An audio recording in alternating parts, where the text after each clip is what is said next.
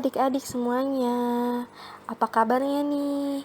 Semoga adik-adik semua dalam keadaan baik dan sehat ya. Adik-adik, hari ini kita akan belajar bersama lagi. Bagaimana nih adik-adik? Apakah kalian sudah siap belajar hari ini? Nah, sebelum mulai belajar, kita berdoa dulu ya. Yuk adik-adik semua, kita ambil sikap berdoanya ya.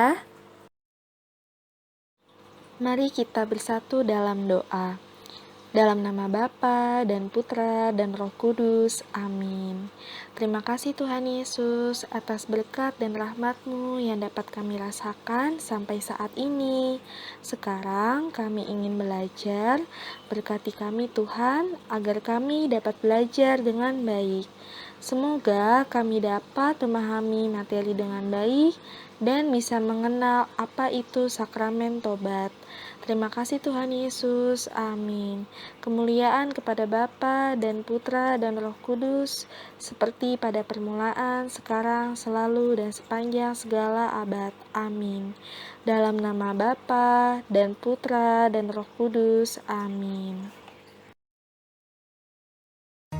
Oke adik-adik. Nah, sekarang kakak ingin bertanya, apakah kalian pernah melakukan perbuatan-perbuatan berikut ini? Kalian jawab dengan jujur ya. Oke? Yang pertama, apakah adik-adik pernah berbohong? Ayo jujur ya, siapa yang pernah berbohong? Mungkin pernah berbohong sama mama, sama papa, atau sama teman? Nah, yang kedua, apakah adik-adik pernah mencontek nih?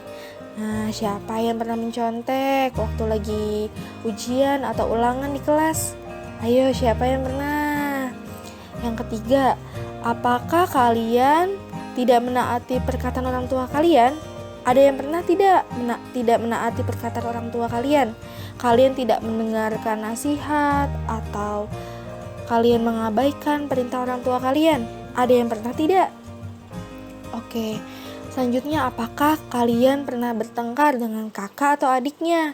Ayo, siapa yang suka bertengkar nih? Dan apakah adik-adik pernah merasa iri hati? Ada yang pernah tidak? Dan yang terakhir, apakah adik-adik pernah nih berbicara dengan kata-kata yang kasar? Ayo, siapa yang pernah? Ayo jujur ya adik-adik. Oke adik-adik, perlu kalian ketahui ya, bahwa contoh perbuatan-perbuatan yang telah tadi kakak sebutkan merupakan perbuatan dosa ya adik-adik. Nah, apakah adik-adik tahu apa ya perbuatan dosa? Adik-adik, perbuatan dosa itu adalah perbuatan buruk atau kesalahan yang dilakukan untuk kepentingan atau kesenangan seseorang yang dapat merugikan diri sendiri ataupun orang lain. Nah, Kak, maksudnya untuk kepentingan atau kesenangan seseorang itu seperti apa ya? Oke, contohnya tadi kan kakak sudah menyebutkan salah satu perbuatan dosa adalah berbohong. Nah, misalnya kayak gini. Adik-adik ingin membeli satu buah buku tulis. Nah, satu buah buku tulis itu harganya Rp5.000. Kalian meminta uang kepada mama kalian Rp10.000. Nah, di sini kalian sudah salah ya. Padahal meminta uang 5.000 saja itu sudah cukup ya. Lalu ketika kalian sudah membeli buku tulis, seharusnya kembali Rp5.000 ya. Nah, lalu pas pulang mama tanya, ini kan seharusnya kembali 5.000. Nah, uangnya kemana gitu. Lalu kamu jawab, tadi uangnya aku berikan kepada pengemis. Padahal nyatanya uang kembali 5.000 itu kamu beli somai. Nah, itu adalah berbohong ya adik-adik. Itu adalah perbuatan yang salah. Nah, membeli somai ini adalah kegiatan yang dikatakan sebagai kepentingan atau kesenangan seseorang, yaitu untuk kesenangan diri kalian sendiri. Padahal di situ kalian hanya butuh untuk membeli buku tulis saja, tidak butuh untuk membeli somai. Seperti itu adik-adik contohnya. Nah, adik-adik, berikut ini adalah akibat dari perbuatan dosa. Yang pertama, perbuatan dosa berlawanan atau bertentangan dengan yang diajarkan Tuhan. Kenapa? Karena perbuatan dosa itu kan berasal dari si jahat atau dari si iblis. Sedangkan perbuatan Tuhan itu selalu mengajarkan perbuatan-perbuatan yang baik atau sesuai dengan yang diajarkan dalam firman Tuhan. Maka dari itu, perbuatan baik dan perbuatan jahat ini sangatlah bertentangan. Lalu yang kedua, dapat merusak atau menjauhkan hubungan kita dengan Tuhan. Nah, karena kita sudah berbuat dosa, pasti kita merasa malu atas perbuatan dosa yang telah kita lakukan. Akibatnya, hubungan kita dengan Tuhan menjadi jauh dan renggang. Yang ketiga, dapat merusak hubungan kita dengan manusia. Perbuatan dosa yang kita lakukan terhadap orang lain dapat merugikan orang tersebut, sehingga hubungan kita dengan orang itu bisa menjadi rusak ataupun hubungannya menjauh. Lalu yang keempat, dapat merusak hubungan kita dengan alam sekitar. Contoh perbuatan dosa kita terhadap alam itu misalnya membakar hutan. Nah, membakar hutan itu kan sangat merugikan kita ya adik-adik. Akibatnya ekosistem di hutan terganggu, lalu kita tidak mendapatkan lagi udara yang bersih, udara yang segar, dan tidak ada lagi lingkungan hijau di sekitar kita. Maka dari itu, ini dapat merusak hubungan kita dengan alam. Dan yang kelima adalah muncul ketakutan. Nah, ketakutan ini misalnya takut untuk berdoa atau berkomunikasi dengan Tuhan, atau juga bisa kita takut dengan orang lain karena kita telah berbuat dosa atau salah. Seperti itu ya adik-adik. Nah, adik-adik, kalian perlu ketahui ya bahwa semua manusia di dunia ini adalah orang berdosa. Pasti semua manusia itu pernah melakukan perbuatan dosa, apapun itu perbuatannya. Jadi manusia itu adalah orang yang berdosa. Loh, kenapa ya manusia itu kan berdosa? Oke, jadi ada namanya dosa pertama atau dosa asal manusia. Nah, dosa pertama ini dilakukan oleh manusia pertama yang diciptakan oleh Tuhan. Siapa adik-adik manusia pertama yang diciptakan Tuhan? Iya, ada Adam dan Hawa. Nah, Adam dan Hawa ini telah berbuat dosa karena mereka telah melanggar perintah Tuhan Allah, yaitu untuk tidak makan buah terlarang yang berada di tengah Taman Eden. Nah, mereka ini akhirnya malah memakan buah terlarang karena mereka telah digodai atau dicobai oleh iblis yang dalam rupa ular. Karena mereka telah berbuat salah atau berbuat dosa, akhirnya Adam dan Hawa ini diusir oleh Tuhan Allah dari Taman Eden. Jadi seperti itu ya adik-adik. Nah, adik-adik mungkin ada yang merasa bingung ya, Kak, kalau aku sering berbuat dosa, nanti Tuhan marah gak ya Kak? Atau Kak, bisa gak sih dosa itu dihapuskan? Oke, kakak akan bantu jawab ya. Adik-adik, dalam ajaran gereja Katolik ini terdapat sakramen pertobatan. Melalui sakramen pertobatan, dosa-dosa yang telah kita lakukan ini dapat diampuni. Jadi jawabannya, dosa-dosa yang telah kita lakukan bisa diampuni lewat sakramen pertobatan.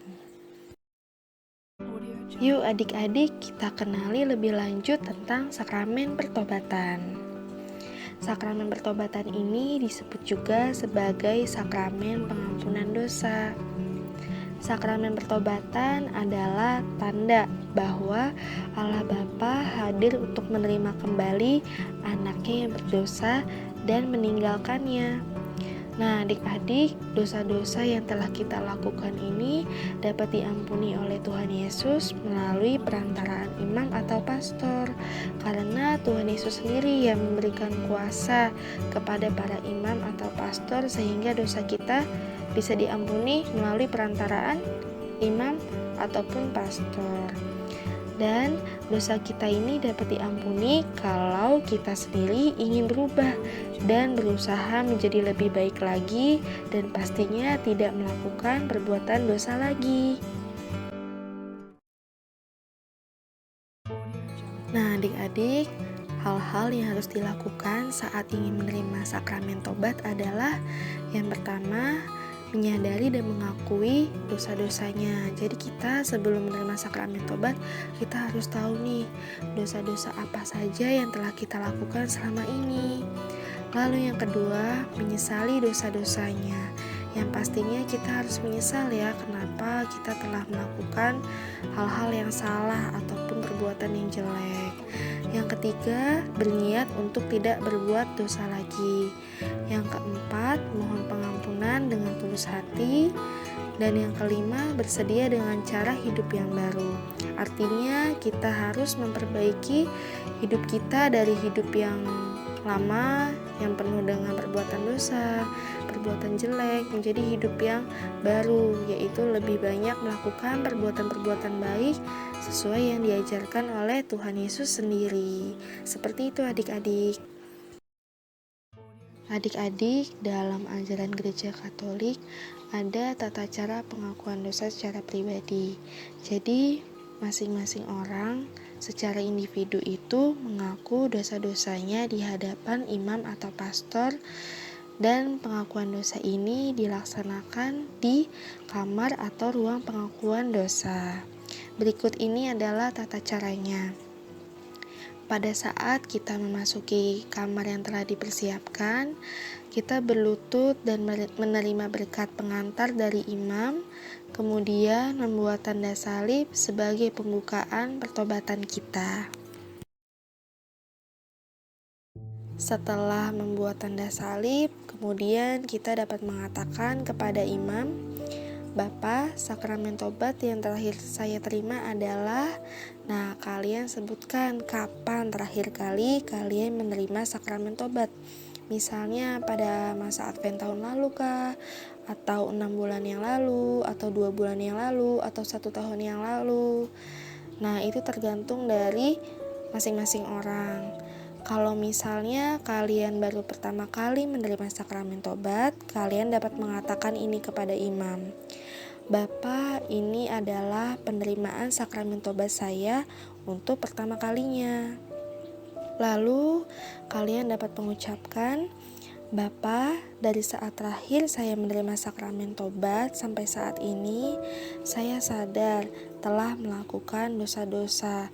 Oleh karena itu, pada saat ini di hadapan Bapa, saya mau mengaku kepada Allah Bapa yang Maha Kuasa dan kepada seluruh umat Allah yang kudus bahwa saya telah berdosa dengan pikiran dan perkataan, dengan perbuatan dan kelalaian, khususnya bahwa saya telah berdosa." Nah, di sini adik-adik dapat menyebutkan semua dosa-dosa yang telah kalian lakukan sampai saat ini. Kalian sebutkan semua dosa kalian dengan jujur ya, dan tidak perlu malu untuk menyebutkannya di hadapan pastor. Setelah menyebutkan semua dosa-dosa yang telah kita lakukan, kita dapat mengatakan, "Saya sungguh menyesal atas semua dosa saya itu, dan dengan hormat saya meminta pengampunan serta penitensi yang berguna bagi saya." Nah, setelah itu adik-adik dapat mendengarkan nasihat dari romo atau pastor dan apa saja yang harus dilakukan sebagai penitensi atas dosa dengan seksama. Jika kita sudah mendapatkan nasihat, romo akan meminta kita untuk mengucapkan doa tobat. Nah, sebelumnya adik-adik, kalian tahu tidak ya, penitensi itu apa sih? Nah, penitensi itu adalah silih atau laku tobat yang diberikan oleh imam atau romo kepada pentobat atau orang yang mengaku dosa. Penitensi ini diberikan sebagai ganti rugi atau kerusakan rohani yang terjadi karena dosa-dosa yang telah dilakukan oleh orang yang mengaku dosa. Jadi penitensi ini tuh kayak ganti ruginya gitu adik-adik. Kalau misalnya kita sudah melakukan banyak perbuatan dosa, berarti apa nih ganti ruginya? Apa nih yang dapat kita perbaiki dari dosa-dosa tersebut? Seperti itu ya adik-adik.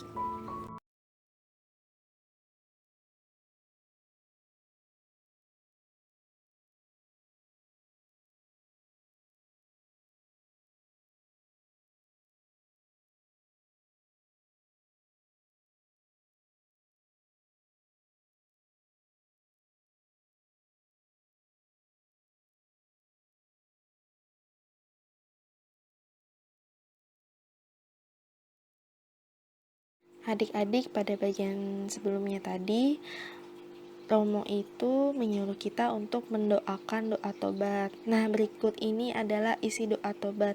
Kalian juga dapat lihat pada puji syukur nomor 25. Allah yang Maha Rahim, aku menyesal atas dosa-dosaku. Aku sungguh patut Engkau hukum, terutama karena aku telah tidak setia kepada Engkau yang Maha Pengasih dan Maha Baik bagiku. Aku benci akan segala dosaku dan berjanji dengan pertolongan rahmat-Mu hendak memperbaiki hidupku dan tidak akan berbuat dosa lagi. Allah yang Maha Murah, ampunilah aku orang berdosa ini. Amin. Jadi setiap pengakuan dosa itu kita pasti akan selalu mendoakan doa tobat ini, adik-adik. Tahapan selanjutnya adalah pada waktu imam memberikan absolusi atau pengampunan, kita harus membuat tanda salib, mengucapkan terima kasih, dan keluar dari kamar pengakuan. Nah, pada tahapan ini kita sudah selesai mengaku dosa. Tapi tunggu dulu, kalian harus tetap berdoa atas pengakuan yang telah dilakukan tadi, yaitu mendoakan doa-doa penitensi yang telah diberikan oleh pastor, dan juga berdoa syukur atas pengampunan bisa dilihat pada puji syukur nomor 27. Nah, itulah adik-adik tata cara pengakuan dosa secara pribadi dalam ajaran Katolik. Adik-adik, yuk sekarang kita baca bersama dari Injil Yohanes bab 8 ayat 2-11 yang berjudul Yesus mengampuni perempuan yang berzina. Pagi-pagi benar, ia berada lagi di bait Allah, dan seluruh rakyat datang kepadanya. Ia duduk dan mengajar mereka. Maka ahli-ahli Taurat dan orang-orang Farisi membawa kepadanya seorang perempuan yang kedapatan berbuat zina. Mereka menempatkan perempuan itu di tengah-tengah, lalu berkata kepada Yesus, "Rabi, perempuan ini tertangkap basah ketika ia sedang berbuat zina. Musa dalam hukum Taurat memerintahkan kita untuk melempari perempuan-perempuan yang demikian. Apakah pendapatmu tentang hal itu?" Mereka mengatakan hal itu untuk mencobai dia, supaya mereka memperoleh sesuatu untuk menyalahkannya. Tetapi Yesus membungkuk lalu menulis dengan jarinya di tanah. Dan ketika mereka terus-menerus bertanya kepadanya, ia pun bangkit berdiri, lalu berkata kepada mereka, "Barang siapa di antara kamu tidak berdosa, hendaklah ia yang pertama melemparkan batu kepada perempuan itu." Lalu ia membungkuk pula dan menulis di tanah. Tetapi setelah mereka mendengar perkataan itu, pergilah mereka seorang demi seorang, mulai dari yang tertua. Akhirnya, tinggallah Yesus seorang diri dengan perempuan itu yang tetap di tempatnya. Lalu Yesus bangkit berdiri dan berkata kepadanya, "Hai perempuan, di manakah mereka? Tidak adakah seorang yang menghukum engkau?" Jawabnya, "Tidak ada, Tuhan." Lalu kata Yesus, "Aku pun tidak menghukum engkau. Pergilah dan jangan berbuat dosa lagi mulai dari sekarang."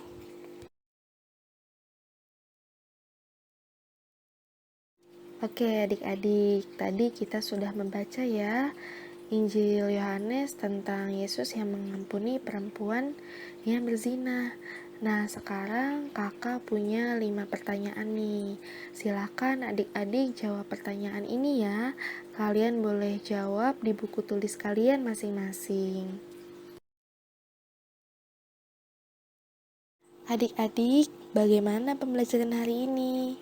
Semoga pembelajaran hari ini dapat bermanfaat dan dapat dipahami oleh kalian ya. Cukup sekian pembelajaran pada hari ini adik-adik. Terima kasih sudah ikut belajar bersama dengan kakak. Adik-adik, kita akan menutup pembelajaran hari ini dengan berdoa. Yuk adik-adik, kita ambil sikap berdoanya ya. Dalam nama Bapa dan Putra dan Roh Kudus. Amin. Terima kasih Tuhan Yesus atas bimbingan-Mu selama kami belajar tadi. Semoga kami dapat menyesali perbuatan dosa-dosa kami dan memperbaiki hidup kami menjadi lebih baik. Ampunilah kami karena kami orang berdosa ya Tuhan. Amin. Bapa kami yang ada di surga, dimuliakanlah nama-Mu, datanglah kerajaan-Mu, jadilah kehendak-Mu di atas bumi seperti di dalam surga. Berilah kami rezeki pada hari ini, dan ampunilah kesalahan kami, seperti kami pun mengampuni yang bersalah kepada kami. Dan janganlah masukkan kami ke dalam pencobaan, tetapi bebaskanlah kami dari yang jahat. Amin. Salam Maria, penuh rahmat, Tuhan sertamu. Terpujilah engkau di antara wanita, dan terpujilah buah tubuhmu Yesus. Santa Maria, Bunda Allah, doakanlah kami yang berdosa ini, sekarang dan waktu kami mati. Amin. Kemuliaan kepada Bapa dan Putra dan Roh Kudus, seperti pada permulaan, sekarang, selalu, dan sepanjang segala abad. Amin. Dalam nama Bapa dan Putra dan Roh Kudus. Amin.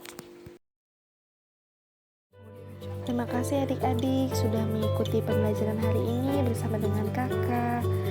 Mohon maaf apabila kakak masih ada kesalahan atau kekurangan selama menyampaikan materi tadi ya. Sampai bertemu lagi di video selanjutnya.